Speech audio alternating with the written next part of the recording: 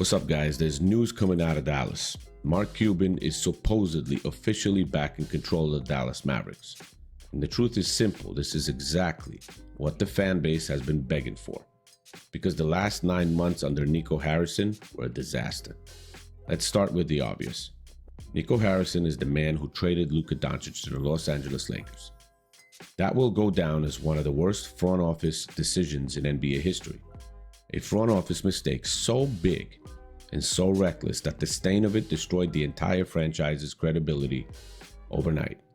Now, I heard a statement yesterday from Charles Barkley, and that statement said that Nico Harrison did not have the power himself to trade away Luka. There's no way he did. So that trade had to have been signed off by the owner of the Mavericks. The Mavericks can't get rid of the owner, but they need a scapegoat and they need somebody to take the fall so this thing just goes away. So Nico Harrison was the man. And don't get me wrong, he played the biggest part in this whole thing, but they needed a scapegoat and they got one. They fired Nico. Now he's gone. But the real story here isn't about firing Nico. It's about what happens next, because according to multiple insiders, Mark Cuban is back at the table, back in a room, and back directing basketball decisions after being pushed out of operations by his own GM. Yes, Nico Harrison didn't just fail as a GM. He tried to exile Mark Cuban from basketball operations. And that was the beginning of the end. Now, Sports Illustrated Chris Mannix reports that as soon as Harrison was fired, Cuban immediately jumped back into discussions.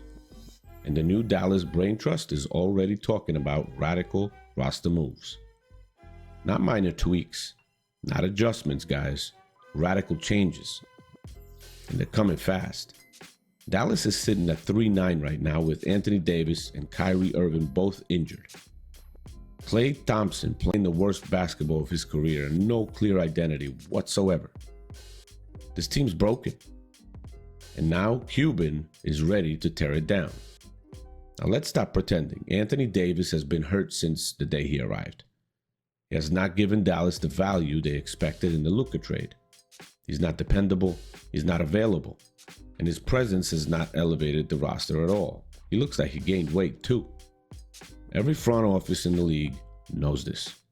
If Dallas blows it up, AD is most likely the first one to go. Almost no debate. Now, Klay, on the other hand, is averaging 8.5 points a game, shooting 32% from the field and 28.9% from three. Just thinking a few years back when he was playing for Golden State, shooting like a machine, it's almost unfathomable that he can't catch the range. That's not a slump, that's a collapse. This is not the splash brother the Mavs thought they were getting, and Cuban is not a sentimental guy. If the performance isn't there, Cuban will move on, and it'll happen quickly. Klay is very likely on the trading block as well. Now, this isn't personal, it's business, it's just reality. As ESPN's Tim Bontemps said, Kyrie does not fit the timeline of Cooper Flagg, their young star of the future. Dallas can't stay stuck in between eras, they must commit to one. And Cuban is not afraid to choose the future over a name. Now, this part is important. If you fire Nico Harrison, you cannot simply promote someone who worked under him. As Mannix put it, the entire front office is the fruit of the poisonous tree. Anyone connected to the Luka trade is tainted. Whether they agreed with it or not, it doesn't really matter at this point. They were part of the same room. They were part of the same decision-making structure. That's why promoting Michael Finley and Matt Riccardi as co-GMs is temporary. It has to be. Cuban knows this, the fan base knows this, and the league knows this.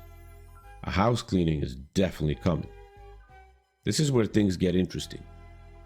Jason Kidd is the only one whose hands are clean. He didn't make trades, he didn't pitch Luka. He was just coaching the roster he was given. If Cuban wants a fresh direction with someone he trusts, Kidd is the only internal candidate who isn't tied to the disaster. And Mannix believes Cuban may actually hand Kidd the keys to basketball operations. That'd be interesting. Which leads to the final piece. There is real talk, real hope, that Cuban also wants Dirk back in the organization to rebuild trust with the fan base. Now, Dirk stepped away years ago because his special advisor role was meaningless and unclear. He didn't want to be a figurehead. If Cuban is truly taking control again, if Kidd rises in power, if Dallas is tearing everything down and starting over, Dirk returning is not unrealistic. In fact, it's probably necessary for them. The Mavericks need a reset. They need credibility. They need the franchise legend who never abandoned them. And now that Cuban's back, everything that Nico Harrison pushed out, Cuban, the culture, the identity, the direction, all of that stuff can finally return. Dallas is about to change dramatically. Nico Harrison is gone. Cuban looks like he's back in control. Anthony Davis might be traded. Klay Thompson might be traded. Kyrie Irving could be moved. The front office is going to be gutted, no question. Jason Kidd might take over basketball ops. Dirk Nowitzki could finally come home. This isn't the end of something, it's the beginning of Cuban rebuilding the franchise his way again. And honestly, Dallas has no chance until this happens. Guys, as always, the comment section is open. Like, share, subscribe to the channel if you haven't already. And I'll see you guys in the next one. Bye.